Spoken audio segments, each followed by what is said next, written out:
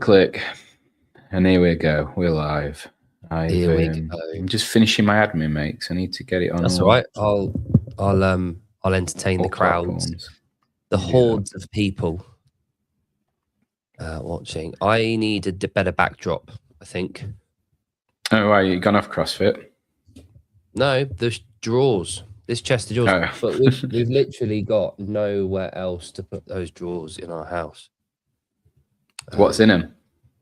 Clothes. Good clothes? So this half is my kids.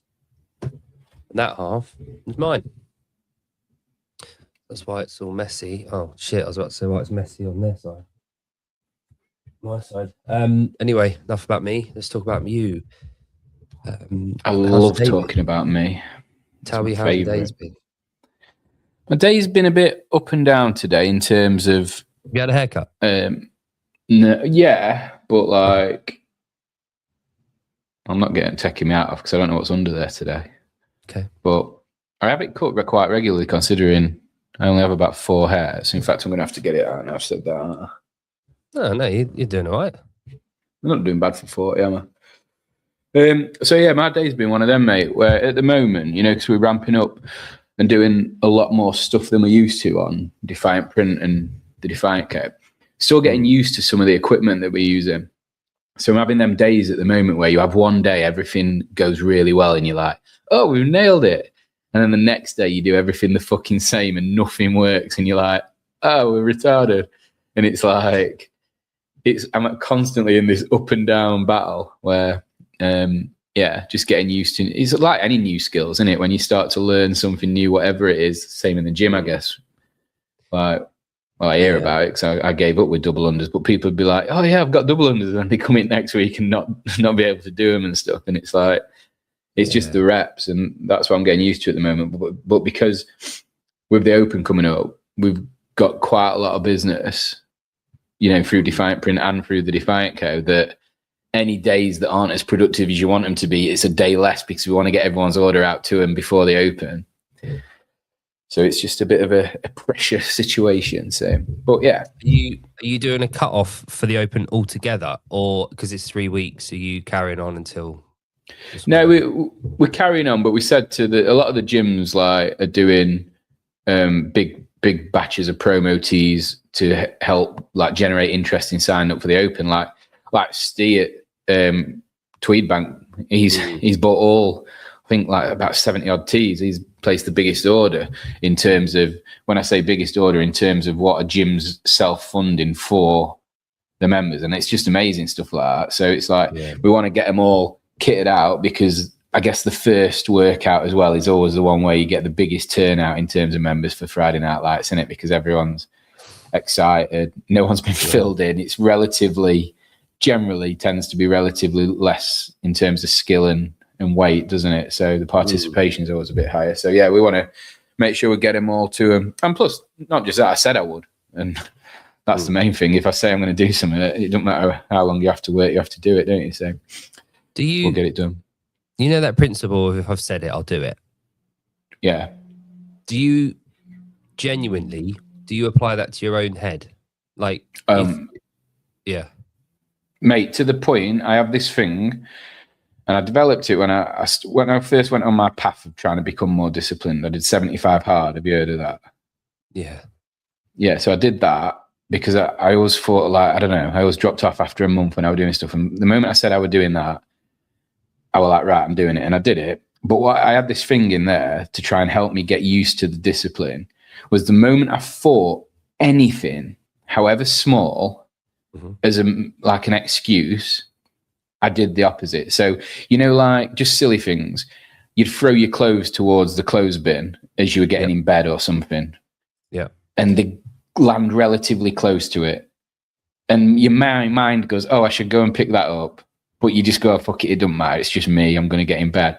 So I started implementing this thing just for my own mind of every time I thought something like that, I made myself go and do it. You know, like there's some rubbish on the side from my tea earlier.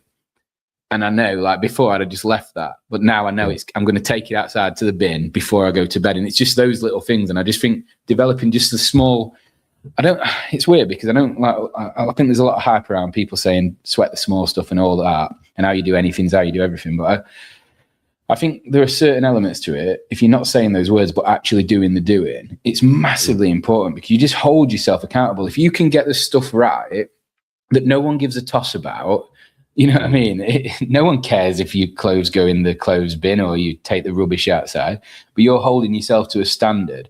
And the main thing there is the thought, because to me, I've lived my life, a good chunk of my life, making excuses.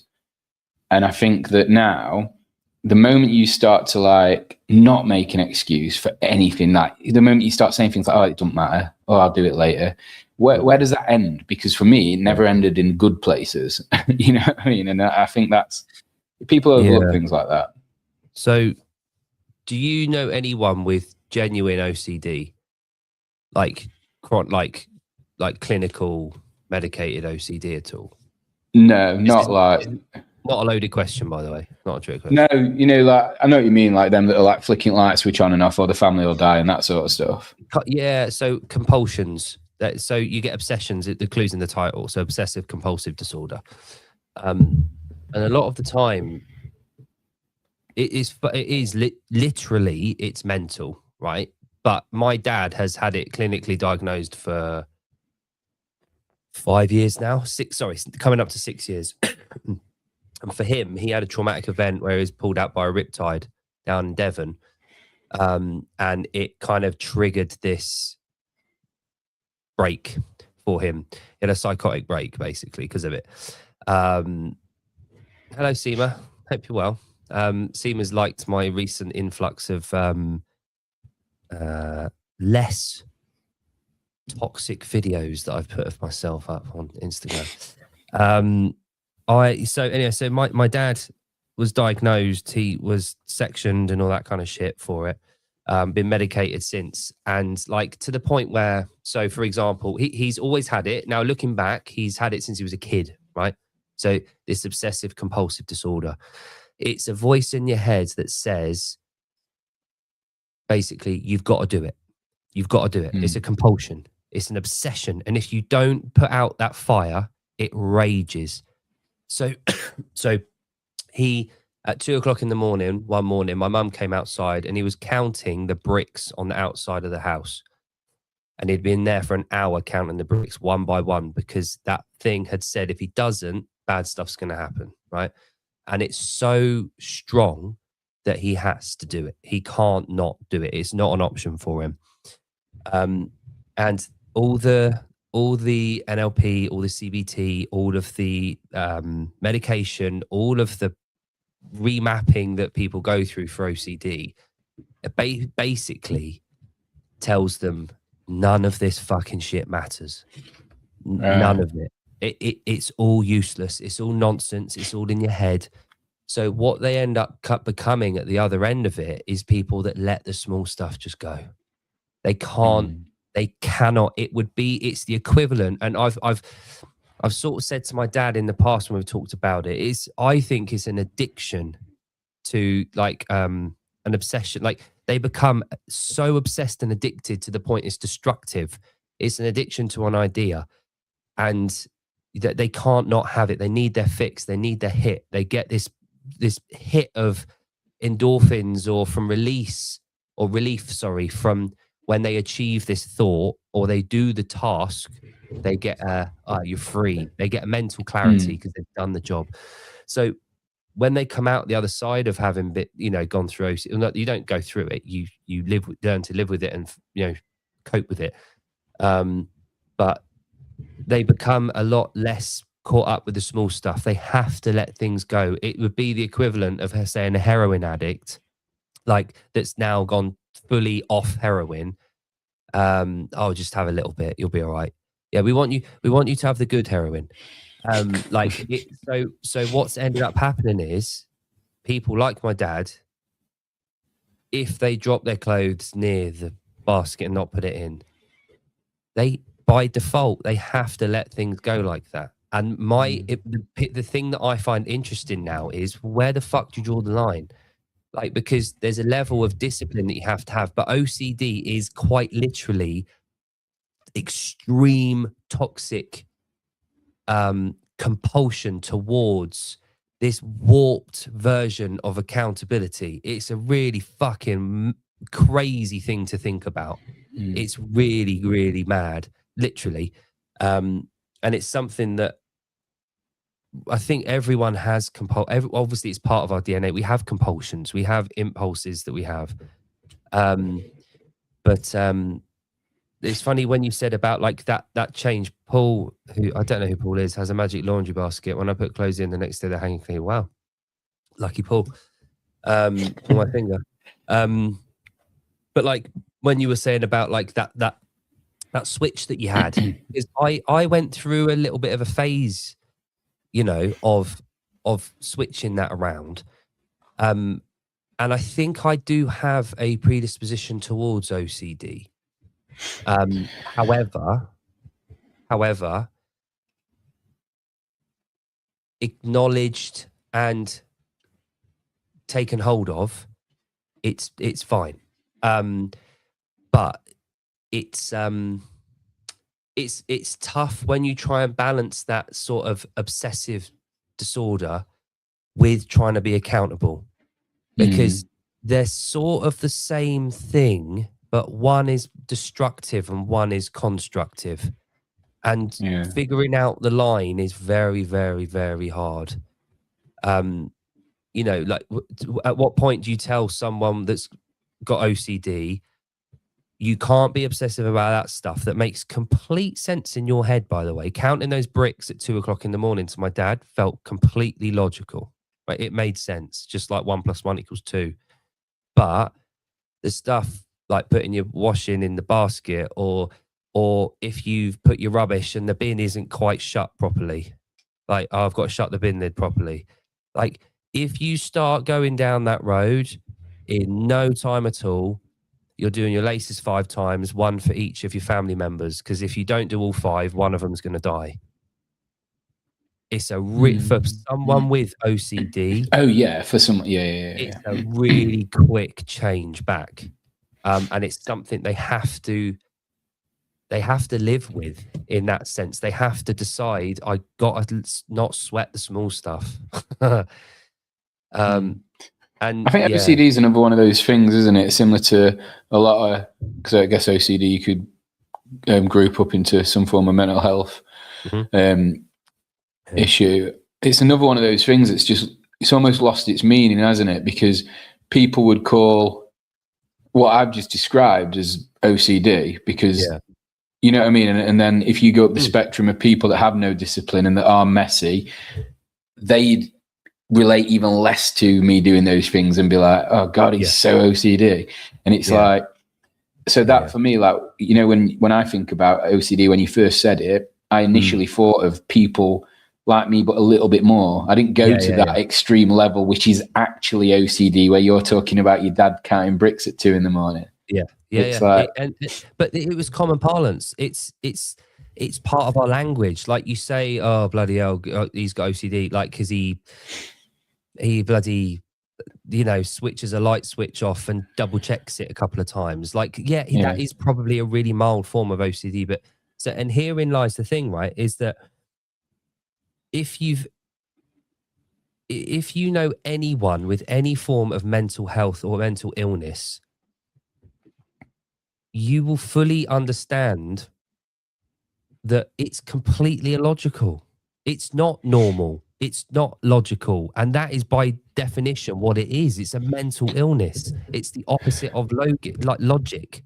It's so, you know, your dad then, for an example, in that, you know, in the example you gave, once he'd done that, and then he's happy, he's satisfied that compulsion in that moment, you know, like the next morning when you sat around breakfast, is he able to acknowledge that was mental then? Is that what you mean? Or does he not, was he that far gone that he couldn't even recognize that it was a little bit weird? No, because it's constant. It's quite literally 24/7. So he got to a point where before he was medicated and he was, you know, sectioned, where once one compulsion had finished, it was right, next thing, I've got to do another thing. and something would take over. It's a constant fight against these that's compulsions. crazy, isn't it? That's just like so intense. It's a mental virus. It just completely takes over. So this is exactly the point, is there's no small stuff. So the small stuff for me and you, and again, like, and I'm not, and this is, so because of this, and this is what I was going to come on to, is that, so that was 2020 that triggered with my dad, and it all started unraveling. Since then, I've become a lot more compassionate and empathetic to people with mental health, genuine illnesses, right? Because it is anti-logic. It's illogical. So if you're someone with logic, if you're someone that isn't in that boat, it's really fucking easy to go, well, just don't think it. Just don't. It would be like saying it's someone that's suicidal, oh, cheer up, mate, you're all right, life's fine. It's like anyone with a mental health issue or an illness is by definition unable to relate to what you're saying to them, because they're in a completely different state of mind than you are. That's what mental illness is. So when you, and it relates outside of that, because like, obviously, you know, like, I'm really good friends with Athena Perez, and we talk a lot, and this is where that gray area comes in. And again, I've become a lot more compassionate and empathetic with people that are severely obese and overweight, because yes, it is a matter of this food equals this result. This amount of food, this lack of movement equals this result. But you could say the same thing to my dad, because the action of eating. Oh, I don't know, mate. It's a really tricky thing to talk about and think about, right? Because the action of going outside in the middle of the night and counting those bricks, it's an action. It's not a thought process. He's gone out and physically done something that he know. In retrospect now, he's like, of course that's mad. Of course that's crazy. Of course. But in the moment, in that moment when he was doing that task, that obsessive, compulsion, that made perfect sense to him. And people damn well know that eating donuts all day and eating too many calories, you're going to put on weight. And the thing is, it's an action based on illogic. I completely disagree on that. Like, you are absolutely doing that to yourself with consequences. That's not a mental health disorder. It starts somewhere, and it starts through, whether it's weakness, ignorance, whatever you want to call it. Mm-hmm. It starts and it snowballs, and then what? It's just too difficult to get off the couch. It's too difficult to stop eating. They are conscious decisions that a person is making. When we talk about your dad and extreme OCD, that's not a conscious decision in terms of a conscious that you would call healthy. And I think I love shit food, and I stop myself from eating it because I know it's bad.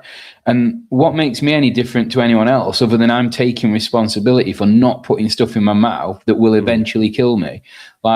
It's not an addiction. It might, to me, that is just something that people say to justify the state they're in. And I'm not saying that they shouldn't be helped, but until that person that's obese actually admits that they've done it to themselves and they're the only ones that can get themselves out of it, then there's absolutely no coming back from it. And I think...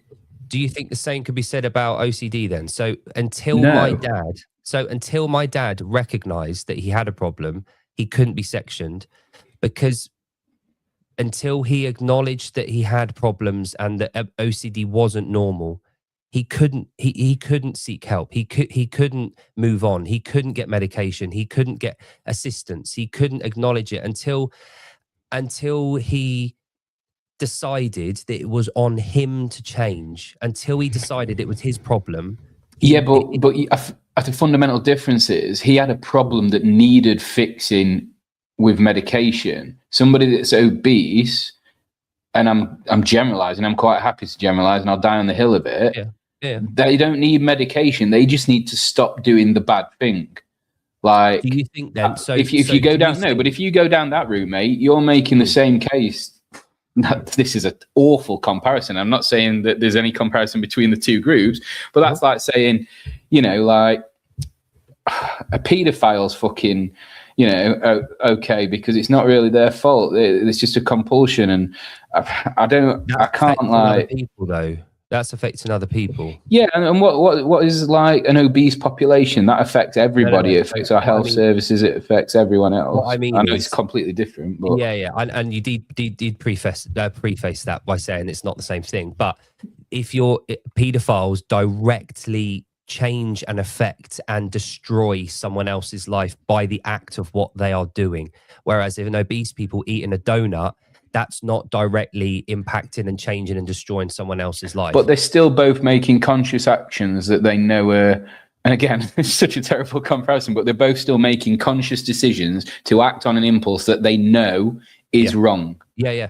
So that's the difference. Whereas your dad wasn't acting on an impulse that he knew was wrong because there was something in him that needed fixing in his mind, you know. So do you think obese people think that it's okay to eat donuts and sugar and get fat?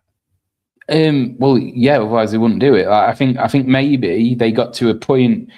I always think with obese people, like, at what point did you kind of say, or not think, oh God, you know what? I'm getting a bit overweight here. Because, you know, at my peak, I'm 5'10". At my peak, I was 17 stone, which is fucking big for my height. Yeah. And I remember the moment my mum and dad and my sister all would start doing a weight loss thing, and I never cared. Like, I was confident, happy. And they bought some scales in the house. And I got on the scales. And when I got on the scales, I was like, fucking hell. I'd looked at myself in the mirror every day, but when I got on the scales and saw a number, I was like, that's a lot. So from that day forward, I went on a diet, and like we talked about it a couple of weeks back, I ate soup, so it weren't like I was training and doing all that. I was disciplined because I knew it wasn't okay, and I knew I was going to die. But until that point, did you think it was okay?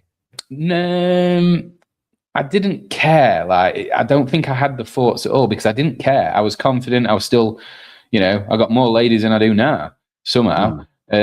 So, you know, all those things, they didn't really bother me, but I knew that eating like shit was not good for me.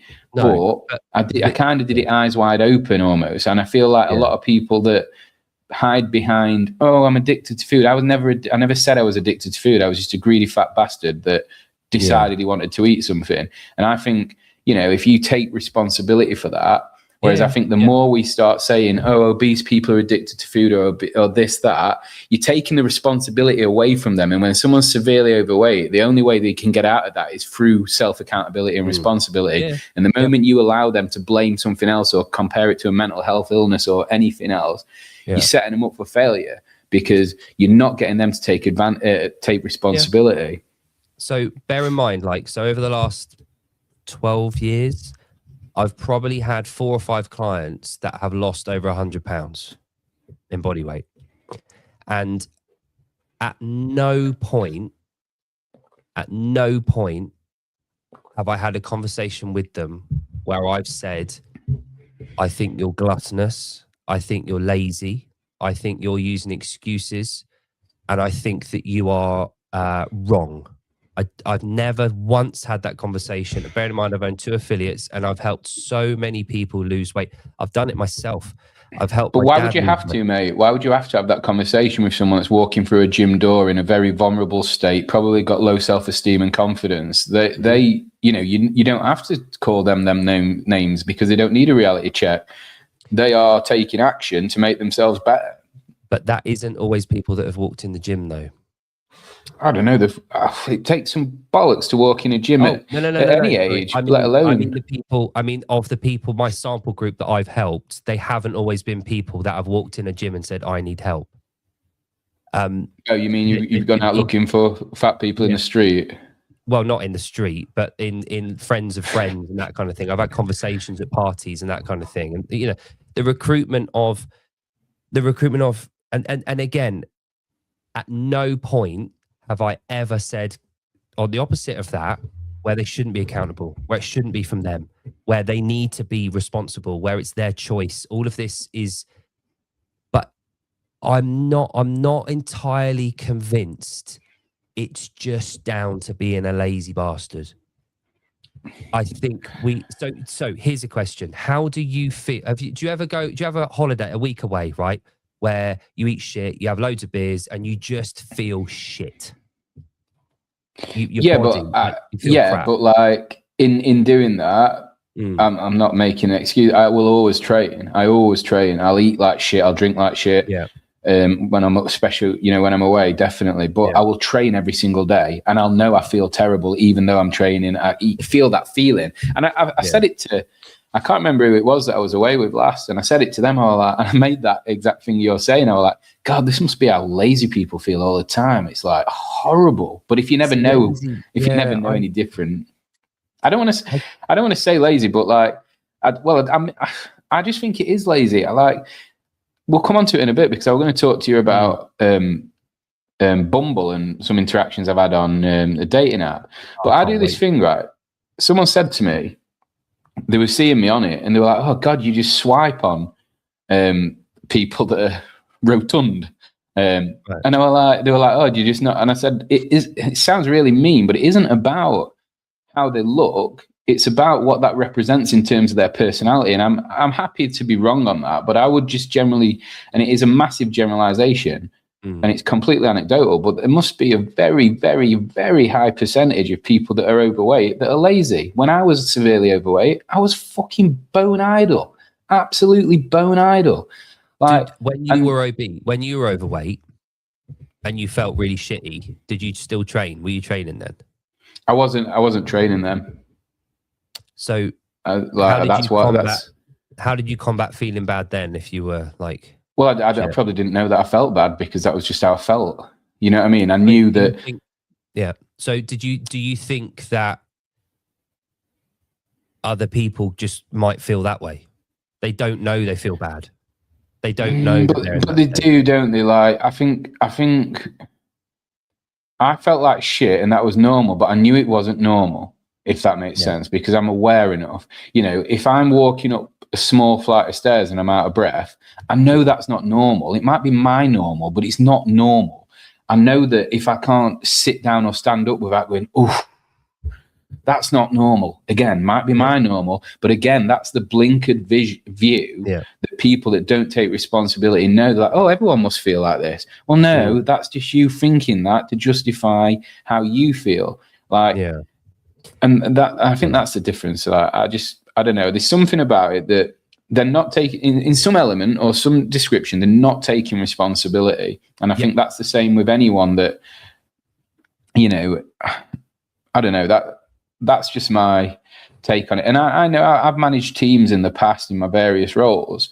And, you know, the ones that caused you the most problem in terms of sick days and being off and being around were always people that were severely overweight. Like, you know, it's such a high percentage of people. So, and that stems from that lack of work ethic for me or lack of responsibility. And I'm harsh on that because I've been there myself and I know how I was. And until I decided that it wasn't okay, no one, you know, no one could, like, I don't know, nobody was like going to make me better except me. And until I took responsibility for it, I just had no chance. And I think nobody's eating the stuff. Nobody's eating the stuff as well. The stuff that you have to eat to get into that condition. Nobody thinks that's good. You know what I mean? You might, you know, like, I know we've been fed bullshit about, you know, cereals and sugar and all that being okay. But even the stuff that's classed as healthy in the health industry in the UK, which isn't, we know it isn't.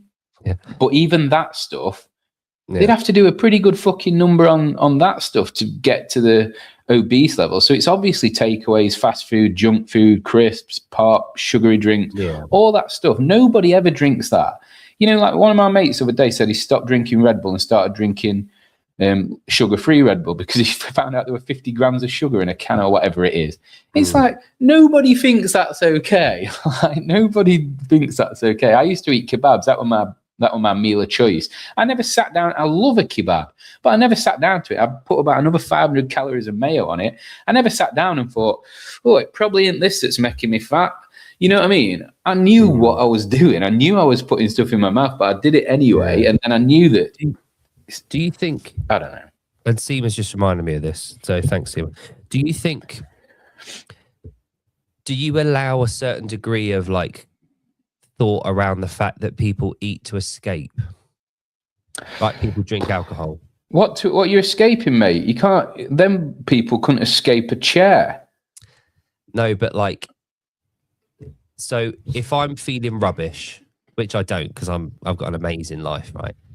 But if ever I imagine hypothetically, right, if I felt shit about myself or I'd had a bad day or whatever and I was massively stressed, what stress relief would I go to?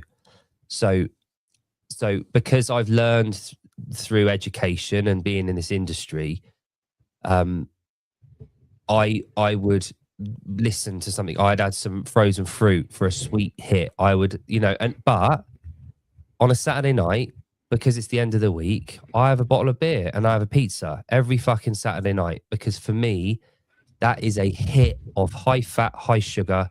I get a dopamine release. I feel incredible because I've had that. But then the Sunday, I feel rotten. I feel really shit. And I go to that because it helps me escape the mental. Why do people have alcohol? They have, it's clear from about 10 minutes internet research how to, yes. And it's obvious that not being on heroin is probably a good problem, but try telling that to a heroin addict. But heroin, the thing with alcoholic. Yeah, but the thing is with that, you're talking there about addictions that are actual addictions. This is where society is very dangerous because all these, when we allow things into realms they don't belong in, everything gets worse. So this is why mental health has a negative stigma because every bad day is a mental health issue. This is why OCD has a negative stigma because, he's clean. He just put his rubbish away. He's got OCD.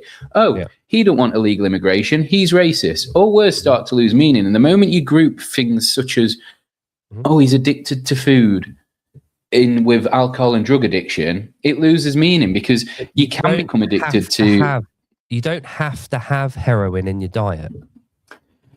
Yeah, I know, but you don't have to take a course of heroin or cocaine 3 times a day to stay healthy. It's good though, isn't it? You have to eat. You have to eat.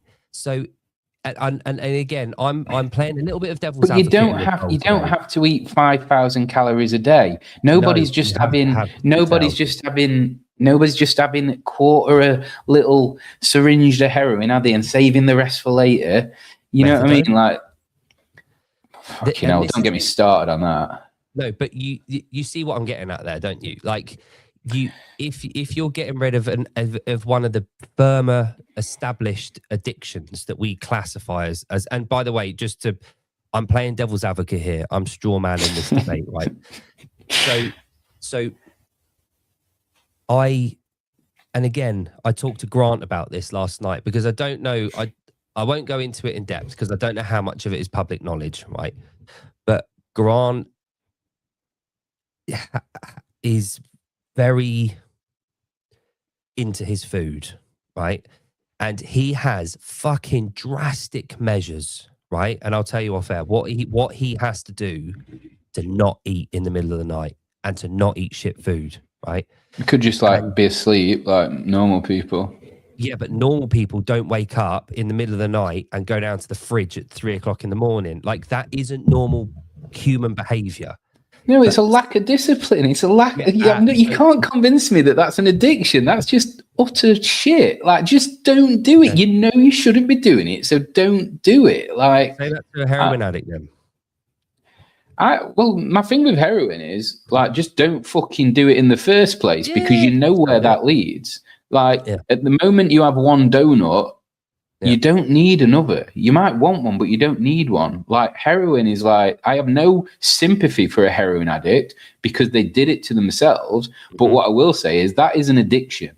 The point of that is, why do they take heroin in the first place? Because it's meant to be fucking great, isn't it? Well, it's probably yummy. Like if I had a hit of heroin, I'd probably say this is delicious. But the thing is, I'm aware that I shouldn't do it. So and this was my point with Grant, right? I was having this discussion with him last night.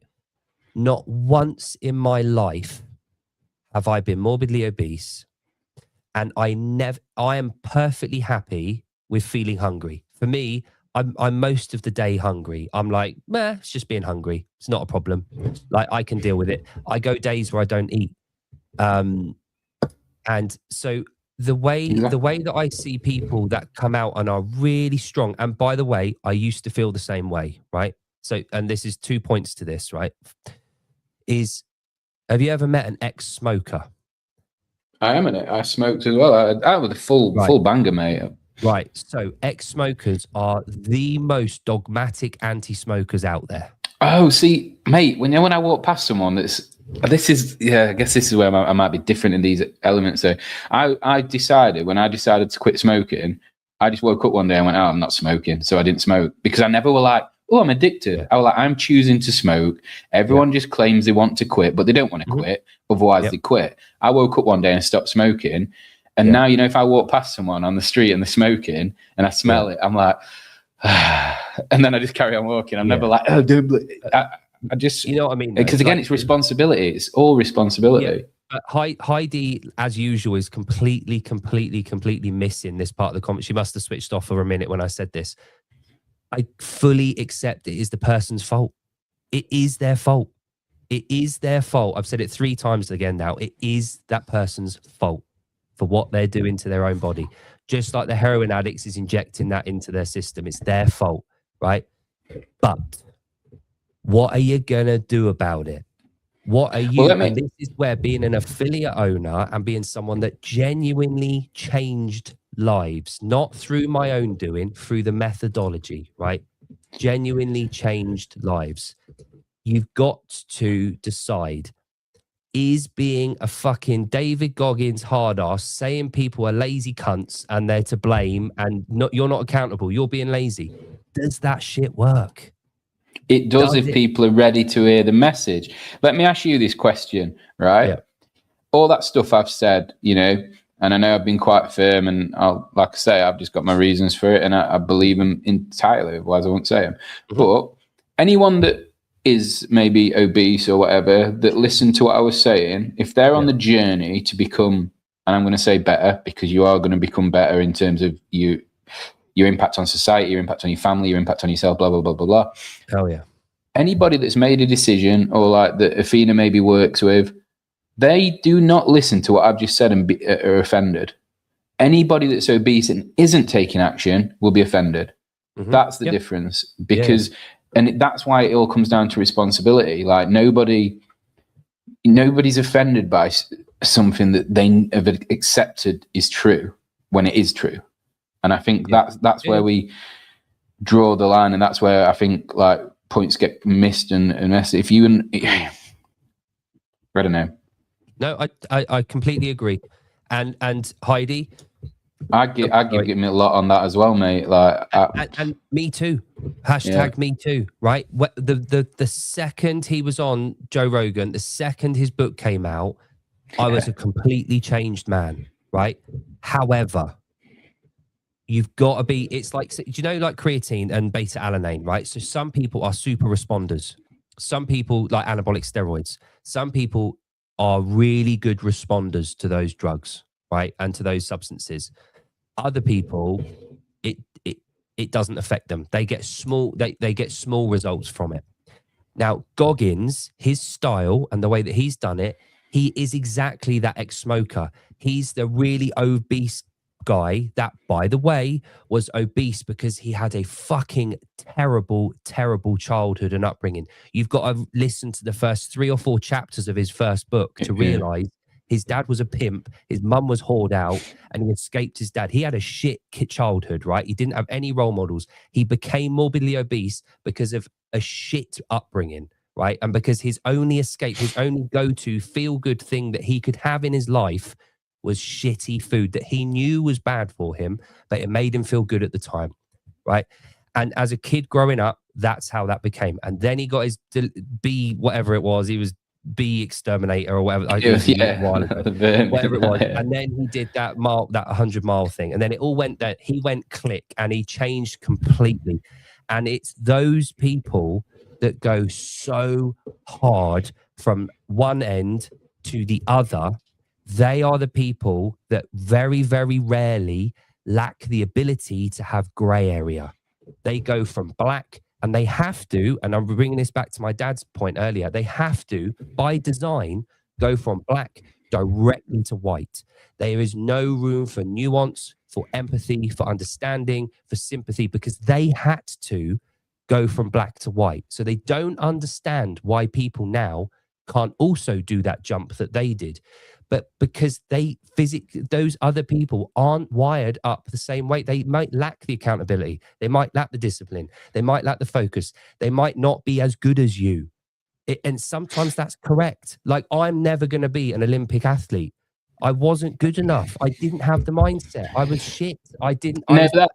That's different, because you're talking mindset versus ability versus skill. I think the reason people like Goggins go so far the other way is because they look at themselves and say, if I can do it, anyone can, because they were the lowest of the low. If you'd have said to him in his lowest moment, you're going to be this motivational guy that runs thousands of miles a month or a week or whatever he bloody does, he would have said, no, I'm fucking not.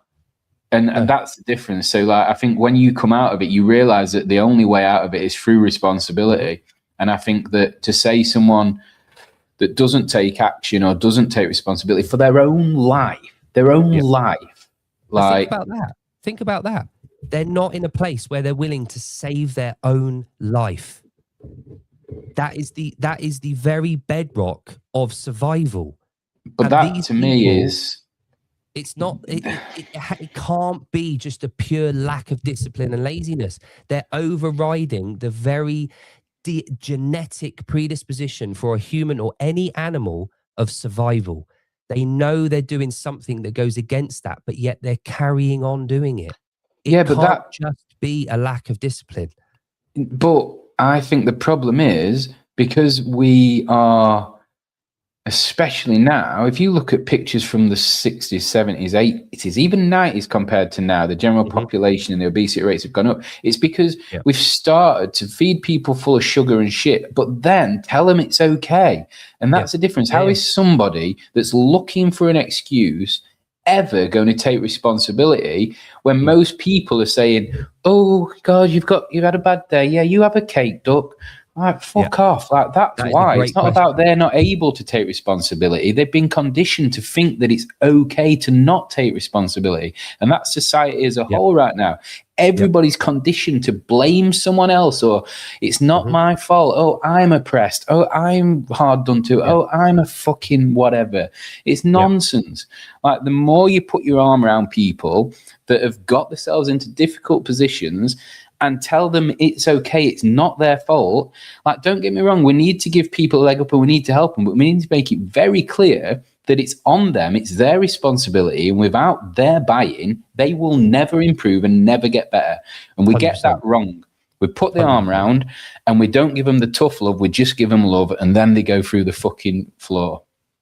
100% agree with you, in so much as we shouldn't be telling them that they're great the way they are, that physically, they're great the way they are. And they should stay that way. And if you're happy, you stay there.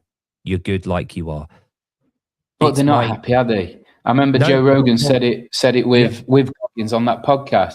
He went, people, like, if you gave them a button today and they could press it and they'd be healthy. Everyone presses that button. No one goes, oh, I'm going to stay fat. I'm going to stay like this. Nobody. Right. So, question to yourself and Heidi then is, you've got Goggins on one end.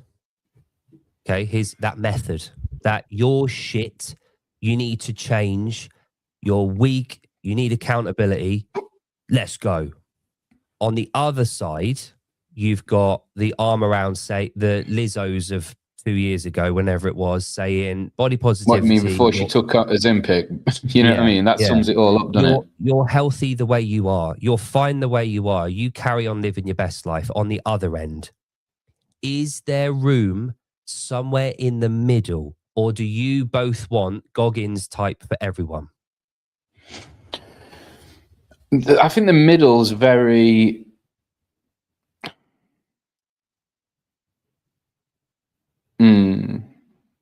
I think the problem with the middle is in that line that you've just drawn with body positivity and don't worry, even though you're going to die in 3 years, you do you, you're so healthy, and Goggins, that point in the middle you're talking about should be the end.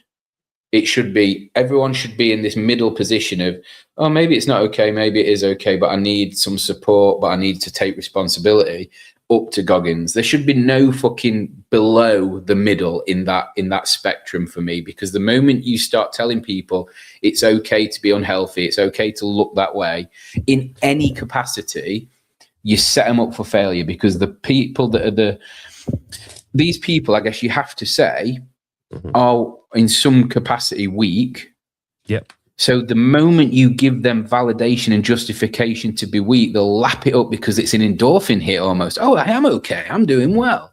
Like, so do you, if someone was to come into the box and to say, I'm happy the way I am, but I want to get better and I want to lift heavier and I want to do that, what would your response to them as a coach or as an owner? What do you think you'd say to them? So what? So a new member's come in, they're obese. Massively obese, and when they've come to the gym just to get stronger, and they just want to move, and they've said, "I'm happy the way that I am." Would you say to them, "Cool," or and get moving, knowing damn well that over the course of the next 2 years, if they keep with it, and you weren't hardline with them, they would gradually change through education, through movement, through the community they're in. They would get better. Absolutely. And without the Goggins approach. Yeah, but what I would say on that, mate, is that the psychology of that's quite interesting, the way you frame that question, because I would say that, and just caveat it with, I'm not a coach and I never will be. Somebody walking into a gym that's obese, overweight, old, injured, whatever it may be, other than, you know, just the standard reasons, going in and saying, oh, I'm not here to lose weight, that's their defense mechanism of saying, I'm aware I'm overweight. Nobody walks into the gym without a clear goal, and that goal is to get better, regardless of what that better looks like. So I think that anybody that walks in saying that is lying to protect themselves, otherwise they wouldn't be there. So then as a coach, I would recognize that, and then, like you say, I wouldn't correct them and say, well, you are going to get this, you are going to get that. I'd be like, I read between the lines, I know why you're here, we're all here for the same reason, just different levels of where we're at. So okay, say, and this might be a question for Elliot, like, you know, that you might want to ask him, and Stephen and Carl and everyone that we know that's an affiliate owner, and Gareth's on Tuesday, by the way, is, and this is coming directly from a quote from Abby, right, over the weekend. And this really fucking hit me hard when she said this, was there probably will be a ceiling. There will be a limit. There will be a top amount that you can do to change someone's opinion, their life, or their placement, or how well they can do, and recruit people into CrossFit. There may well be a limit. There will be a limit, right? There's only so much you can do, right? And this is the first part of my statement, by the way, right? But have you reached that limit? Have you done everything that you can to get them in? Or have you decided, not worth it, can't be bothered wasting my time? Or have you gone the full route and done everything that you can to help those people, recruit them to get into the gyms? As this, you was talking to me as a recruiter for CrossFit per se. We were talking about this. And so the question then to affiliate owners is, we can't rely on HQ. We can't rely on HQ. The amount you can change influence people is the amount they're honest about it. Yeah. So we can't rely on HQ to be really specific about one, local advertising, but two, real specific advertising that we want as a gym. So let's say I want to recruit, very, very, very poignant, right? Let's say I want to recruit adaptive, so disabled people into the gym. I think there's a big market for getting more disabled people into the gym, right? Have I done enough so far for getting them in the gym? No, I've never advertised as an affiliate owner. I never advertised the fact that I had the room or capability to coach disabled people, right? Have I ever seen an advert go out from an affiliate towards specifically towards disabled people? I haven't. I've never seen one. So the question is, why not? Okay, one, and again, Abby said these exact words. It's not finger pointing. It's not blaming. It's not saying you're a shit human. It's saying there's this vast opportunity of a whole group of people that are missing out on CrossFit, and affiliates. Even if you look from a financial perspective, have you done enough to recruit from all these different groups that are available here? There are thousands and thousands and thousands of disabled people across the UK that want something to do. They want to feel special. They want to feel like they're into a sport, but they've got no fucking idea that we've got 10 different divisions of adaptive sport in CrossFit alone. We've got 600 affiliates across the UK. Not one of them advertise coaching specifically towards disabled people to come into the gym. So are we doing enough? And this is just one category of people, by the way. This is just like disabled people. Are we doing enough to demonstrate and to show them that we have the capability, we have the coaching, we have the care, we have the community. It's for anyone, right? Are we doing enough for that category of people? Probably not. We haven't reached that limit yet. So I've taken it on personally in our gym in the Isle of Man to see what I can do to do that. And once I've hit that limit of everything that I feel like I can do, I know that I've done what I can do. So there we cook. That's one thing category. Now, moving back this is a good point, mate, because this is what I was thinking then when you were speaking. I think that's the thing. Coaches feel comfortable because it is a very, very specific skill. It's not like just scaling for Johnny who's got a bad knee and can't be asked to do a burpee, is it? It's like you've got to really be good. So it's called adapting, and that's why it's the adaptive division. So here's the answer to that, right? And I'm going to pull it up in a sec. And this was the second part to what I was going to say. Where are we? Here we go. So there's a company called Alt Movement, right? Alternative Movement, Adaptive Training. These guys, I'll come up on the screen. Can you add that, or do I have to? Yeah, there we go. So Alt Movement. So it's run by a guy called Craig. He is to do with Adaptive. He's one of the programmers, and that he has his own specific gym called Alt Movement, and Alt Movement is coaching and training for CrossFit coaches on how to adapt and how to learn language, how to talk, how to recruit disabled people into your gym. That is a tool that is right there and able for coaches to learn how to do that. And do you know the other thing as well? Is that, it's really fucking uncomfortable sometimes. Like it's not going to be easy, but surely as a coach, you want your trade, your profession, you want to be the best coach, and you want to be able to have anyone walk in and you can make them a fucking athlete and get them healthy or healthier, right? That's the whole point of being a coach. You give a shit. You could stack shelves at Tesco's or Walmart and you could earn more than you are doing as an affiliate owner or as a coach most of the time. Affiliate owners have the worst car in the car park outside. Think of that. Affiliate owners always got the shittest car, right? Why? Because they're doing what they love doing and they give a shit about people. And what other group of people could you want more in your gym than the people the most vulnerable that you can help and make the biggest difference in their fucking life for an hour a day? It's the disabled community. So why wouldn't you want to learn to be comfortable being uncomfortable?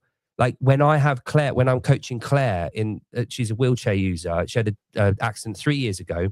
The conversations I've had with her over the last couple of years, it's like you think, oh fuck, have I said the right thing? Is my language right? Have I said the wrong thing? But disabled people are fucking, they're just humans. They're like me and you, right? And they're not finger blaming. They're not like, what did you say? Oh, I'm outraged. It's like, no, actually, we don't use that word. Or and at the weekend, it was a fucking eye opener, and it really blew my mind. And I was like, I'm not doing enough. Here's a project for me to get my teeth into, to really fucking make a difference in people's lives on top of all the other shit that we're doing in CrossFit. It's one group of people that we haven't done. Now, back to the fucking square one.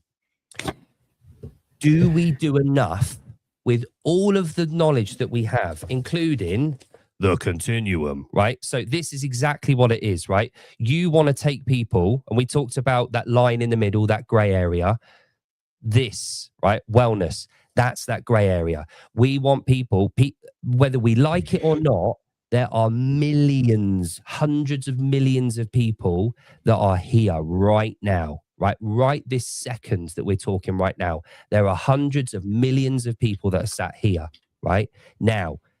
How do we get those people engaged and want to come to the gym, other than saying, they need to decide themselves, they need to be accountable? What can we be doing to recruit them, to give them the information and the kick up the arse that you were able to do by yourself, that I don't have to ever do because I've never been obese or in a position where I've had to have that? How do we get these people right here into our gyms? Is it continuously fucking putting out posters of Fee Sagarfi, Tia Claire Toomey hugging her kid, and Jason Hopper doing SOTS press? Is that going to recruit these people so that we can take them into wellness and towards health? Have we done enough? Have we hit that ceiling? Have we done everything that we can? Like I described with the disabled people, and I know I'm not saying they're the same group. Have we done enough to convince them that they should do the right thing and come in and make those changes? Because we have that knowledge, we have that power, we have all of the testimonials, we have the video evidence, we have it all. And are we doing enough? I don't think we are doing enough. And do we need to do enough is the question. I think it's a very difficult group to market to, because when you're talking about disabled people, like you said, a lot of those will wish there were something for them, and want to do something that, I'm not saying they're not normal, but makes them feel like part of normal society, which CrossFit absolutely does. And that's what you were at the weekend with class. But I think the difficulty there, you can market specifically to those people by using alt movement and all that kind of good stuff. But how do you market to fat people? Like, you can't be like, right, we've got a fat class or we've got this. It's much more difficult, because once again, it comes back to the responsibility piece of a lot of the people you're talking about that are disabled. They just probably don't know something exists that they want.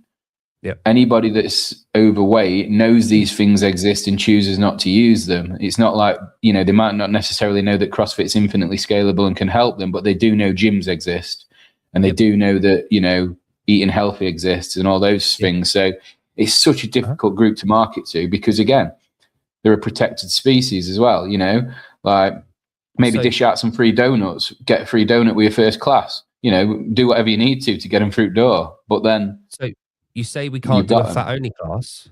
I call it something different, larger bodied athlete class.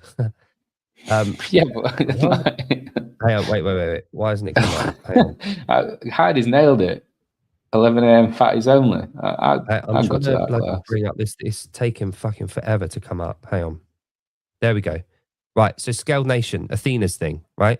Her gym in the US is specifically for morbidly obese people. And she does seminars on how to adjust, how to adapt, how to recruit morbidly obese people into your gyms. I had a question for you on this, actually. I think the last time I learned about this, or maybe even listened to it. So what happens when you graduate? You know what I mean? Oh, you're not obese no more, you can't come. Is it like that? Or if you're once a fatty, always a fatty? Well, it's a case of, once you feel comfortable, because you have to remember, not all morbidly obese, you've said it yourself, they probably don't feel that comfortable being around healthier, fitter looking people. So once you get to a point with your confidence and your performance and your health that you feel comfortable doing that, then you're likely to, it's like 60, I don't know if your gym where you go to has like a 60 plus class. So a lot of gyms Mate, it's these days have. just started today. Yeah. So And my mum and dad went, mate. I'm so fucking proud of him. Like they're on the photo of the project under the sign, like photos. Mate, it made my fucking heart just like explode when I saw him. It was beautiful. Yeah. So would you tell them that they can't do the regular CrossFit sessions? They did it today. They did the class. It was just a version that suited their is it age. 60 plus only? So the class that they went to, was it like a Silvers Club, like 60 plus or something? Yeah, they didn't call it that. Anyone was welcome, but it was specifically aimed at, and the marketing was done at people that are a bit older and haven't trained for a while and need some support. Yeah. So a lot of gyms now, I run one on a Thursday. It's for a church group that came to me to say, the lady that runs it came to me and asked me if I could. And we've got a class of about 10 women over 60 that come in and train, and unknowingly they do CrossFit, right? But the last few weeks, a couple of them have said, oh, are there any other classes here? Like, because we always do it in the middle of the afternoon when no one's around. I said, well, yeah, that we've got classes ranging from 6 a.m. until 9 o'clock at night. Oh, can we do those? I was like, hell yeah. But what I mean to say is, once people have gained the knowledge, confidence, understanding, they understand the room, there's nothing stopping them from then being involved in the regular classes. So it's the same with Scaled Nation. They offer, I don't want to say the word, but safe space. They'll offer a class specific for people with different needs and different, levels of what they want from the gym, right? And then when they get to a point, just like the over 60s that have never been in a gym, that have never done strength training, they don't want to be around 25-year-olds with their shirts off yet. Give it a few months, and then they gain that little bit of confidence to think, I can do that.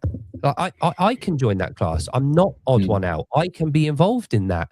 Not everyone walks into the gym thinking they're elite. We forge elite fitness in our gyms. People don't walk in elite. They forge it. And it's not elite performance. It's elite mindset. And it permeates outside of the gym. We know this shit. We know what it can do for people. We know what it does to people. We know the change in behaviors. We know the adaptations it makes. We know that it makes people live longer. We know that people are healthier. They avoid surgeries. Their blood markers get infinitely better. Their hormonal profiles get better. We know all of this shit. We've seen it hundreds of thousands of times. We've got the testimonials, right? We know all this shit. But are we doing enough to get it out there? Are we telling people all of this information? We cannot rely on HQ.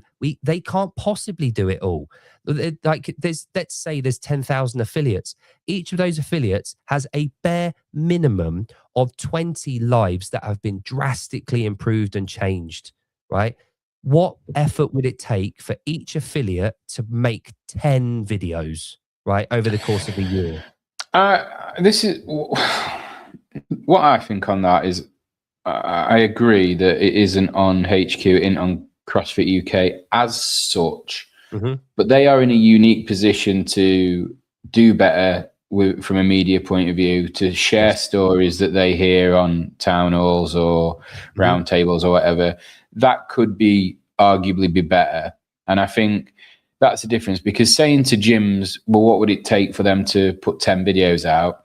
Like, I know, like from using Joey, for example, if you want to get a premium content creator, because if you're putting stuff out, it's got to be good. You know, you're looking at 600 quid for a day and then editing time. So you say that's $1,000 for 10 videos. Whereas, an organization like CrossFit could produce those 10 videos in a similar vein and then share them with everyone to use. And I just think CrossFit could do more. I'm not saying gyms shouldn't take responsibility and do more and everything should be handed to them, because they've got to take responsibility as a business owner. But it's not as easy as just that for some gyms that may be struggling a little bit more. And, so, we said all along, didn't we, the media that comes out of CrossFit, like at one point it was getting really, really good, and then it all just disappeared completely. Right. So this just help you do what you can do. I enjoy the learning process, progression, seeing your skills develop. And I have to go back to the beginning of the video. But I get what you're saying though. So I guess maybe it's that as well. Then people probably just need. This took Clive, me. and I'm 70. I'm 45 Craig, minutes 34. I'm a retired together. ex-banker and on my business phone. consultant. Took me 45 minutes to get footage. Literally interview 2 years. the gents, ask them the Been same here 4 questions. about I've 2.5 got a years. routine of I feel doing it. better for it. 45 minutes after, it was live and it was on our Instagram account. Yeah, yeah, you're right. Yeah, yeah, they could do more in that respect. I think some people like maybe don't. I think people sometimes maybe think stuff has to be too good, don't they? Too polished and too like almost like professional. Yes. So yeah, I'm just gonna find something if I can. Hang on. Let's see if I can find it. Movies, images. Here we go. Right. I'm so glad I found this. Right. So this, you're gonna fucking love this, Steve. I found this. Yes, you are. You're gonna fucking love it. Right. This, if it ever comes up. Why isn't it fucking sharing it? Right. This, if it ever fucking comes up, I don't know what's going on with this shit. And I want you to look who's copied into this. Hang on. Is it up on your screen yet or not? No, mate, I've just got that as the swirler. Right, well, don't know what's going on. Hang on. I don't know why it's not coming up. Anyway, there we go. Right. Read the date on that. Hang on, I'll get rid of that quickly. Right, so the date on this. Sunday, February the 25th, 2018. Savon, I sent this directly to Savon then. And Greg replied to me. Thanks for sharing. Takes a lot. Thanks for taking care of the health and fitness of your community. I'm pushing this onto our media department and CF health team. They will be keenly interested, right? I made a really short, sharp video about one of my members, Liz, who had lost over 100 pounds, had completely come off insulin for a type 2 diabetes, reversed insulin, and was fit as a fiddle, had 8 kids. They came round about 3 weeks later with a team and filmed a mini documentary, like a 20-minute documentary, and it's still to this day on the YouTube account that people can go and watch. Now, I made a video, I emailed it in, I sent it to CrossFit, and they replied, and they came to me and did the job afterwards. I wasn't waiting around for them to come to me and ask if I had any member stories that I need to go to. It's always been the way that it happened. All of those videos that you see from back in the day, all of those testimonial videos, all those mini docs, it was the affiliates that sent it to CrossFit. It was just the way that it was. It's the way that it always worked, and it always has been. But now, for some reason, there's this expectation that HQ need to be doing all this shit.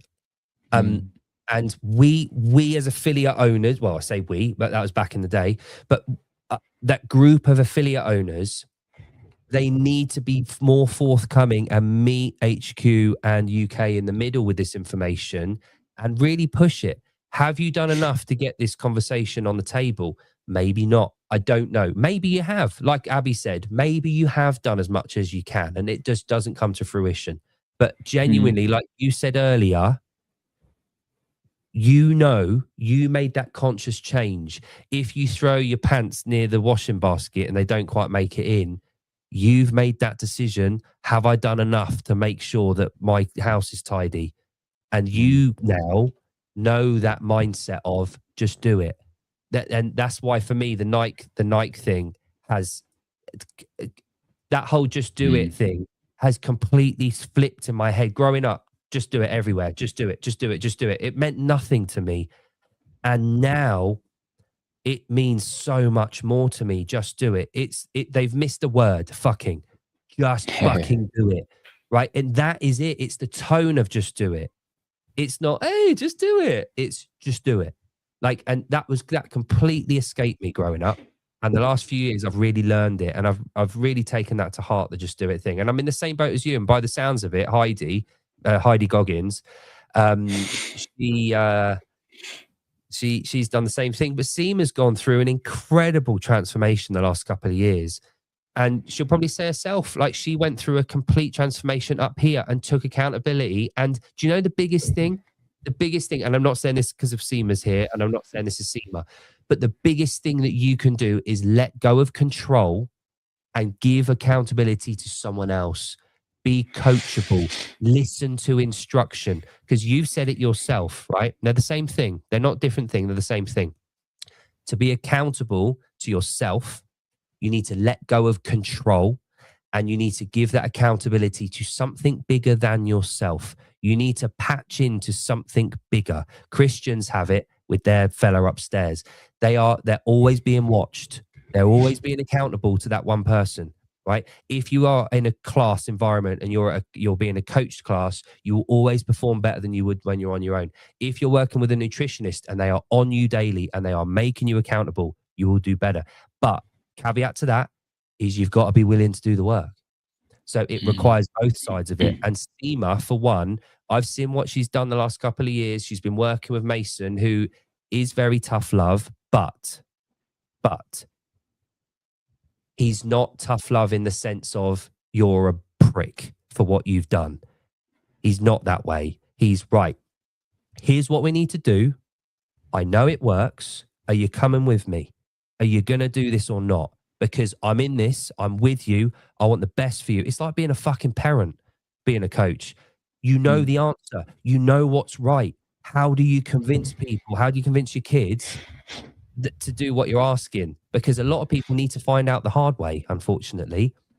But yeah, you can. I agree with that to a point, but I think you can only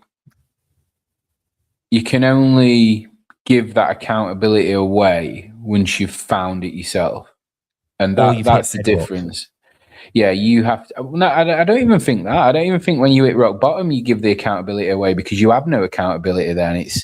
I think you have to, even if you are rock bottom. Yeah, well, I guess the only way is up, isn't it? But like, what is rock bottom in the context we were talking? Rock bottom isn't rock bottom. Rock bottom's dead. You know what I mean?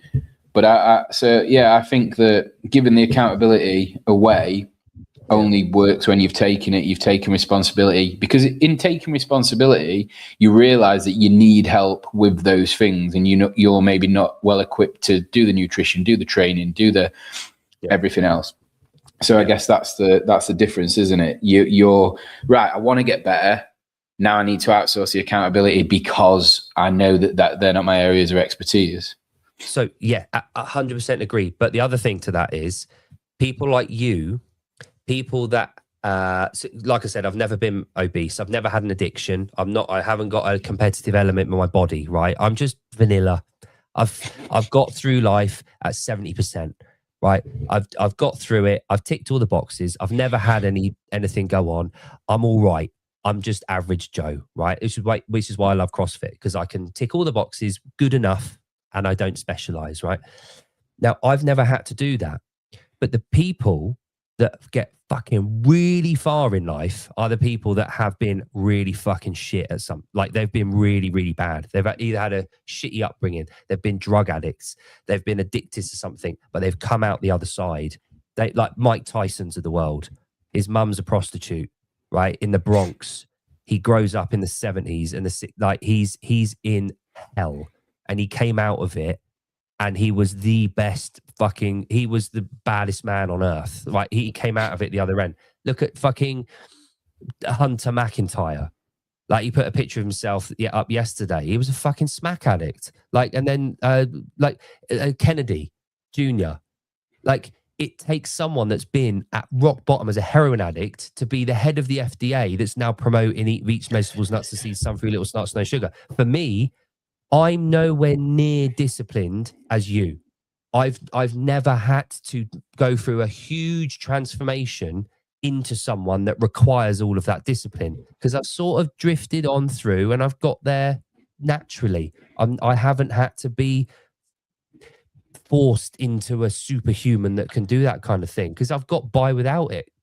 Yeah, but that's the difference, and I think that's where these sort of rags to riches, you could say, stories, they lose a little bit of, I don't know, if you look at it really from a high level, it's a fascinating story. People are compelled by stories. So you tell that story of Mike Tyson, you tell the story of the obese person that now runs marathons, and it gives you a journey, and people relate to a journey. But actually, the ones that never had a lack of self-control enough to need to find a level of discipline that was outrageous, there are so many more people out there like that. Not every professional athlete at the highest level had a prostitute for a mum and a pimp for a dad, but we only hear about the ones that do because it's a story. So I think that we glorify those people, and rightly so to a point, if you dragged yourself out from the depths of hell.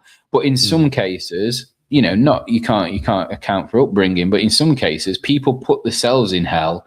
And then, should you get bonus points for dragging yourself out? Well, it were better than staying in hell, but you kind of were there for a reason. So like someone like you that, like you say, you've never been obese, so you've never developed that level of discipline to get out of it. Well, actually, that's way more commendable than me, because I had the lack of self-control in order to become obese in the first place. And then well done for losing the weight that you shouldn't have gained in the first place. I think someone that never gained it is arguably a little bit more... But I never balanced, had to try, shall we say. Yeah, but that's the point though, isn't it? Yeah, but it was no effort. It didn't require any effort for me to be me. But why do you say then that you love a treat? Like when we were talking in the group the other day, you're like, I'm not doing the sugar thing because I like Easter eggs. Like you like those things, but you don't do them regularly. Like, so therefore that is a level of discipline, because, if you liked those things and you didn't have discipline, surely you'd eat them every day. So whether you don't recognize it as discipline because it's that well ingrained in you or not, if you like something and choose not to do it because it's not good for you, that's discipline, whether you admit it or not, really. I don't know. Like I don't crave chocolate every day. Like I'm not like, I love tasty shit just like everyone else, but like I can take it or leave it. Like it doesn't like, I don't have to have a lock on my fridge at night. Like because I know that it's not a problem for me. Like I don't have to hide all the fucking drugs in my house because there aren't any, because I don't need them. Like I've never been addicted to opioids. I don't have to not have paracetamol because I might have a gateway into codeine and then codeine into fucking opiates. Like there are so many people that are battling every minute of every day towards something that they know makes them feel better. And this might be a topic for Facundo to talk about, but nothing makes me feel good. For me, that's miserable, isn't it? Yeah, nothing gives me that. And honestly, like other than family, like the only time... That's the thing then, isn't it? That is something like, and that's a really healthy... But that's genetic. I can't help that. No, I don't think it is. No. Because there are plenty of people out there that have got a family that treat them like shit and have nothing to do with them. So I think, although it might not be a choice, I don't know, it's something that you do well and that gives you joy. Like the fact that... I don't choose it though. When I look, as like earlier on, my 8-week-old daughter, she's 8 weeks tomorrow. She did a little giggle earlier for the first time, and man, it filled me up. Right, I didn't need anything more. Like if I died right then, I'd have been like, yeah, here we go. Like I've done it. But like then she shat herself. She did a big fart and pooed her nappy, so it went away. But like the thing is, I've never had an addiction to money either. Like I've never chased money. I am so fucking boring. Like nothing does anything for me. Like nothing. There's nothing I want. There's nothing I chase. I never get birthday or Christmas presents because no other fucker knows what to give me because I don't want anything. Like the only thing I want is to be around my family. So the only reason I do shit is so that I can spend more time with my family. I could have been really high up in a corporate job by now, really high up. But I walked away from that to open my affiliate because I wanted that way of life. And that was in 2014 that all started. Like that's what I wanted to do because I knew one day I'd want kids. And I know that I would hate to be at a 9 to 5, having to drop my kids off at school and not pick them up from school or have to be away on business trips or fly to Italy for a fucking brewery tour or whatever it was. So I've made these decisions along the way, but they weren't decisions. They weren't even a choice. It was like, there's no other option.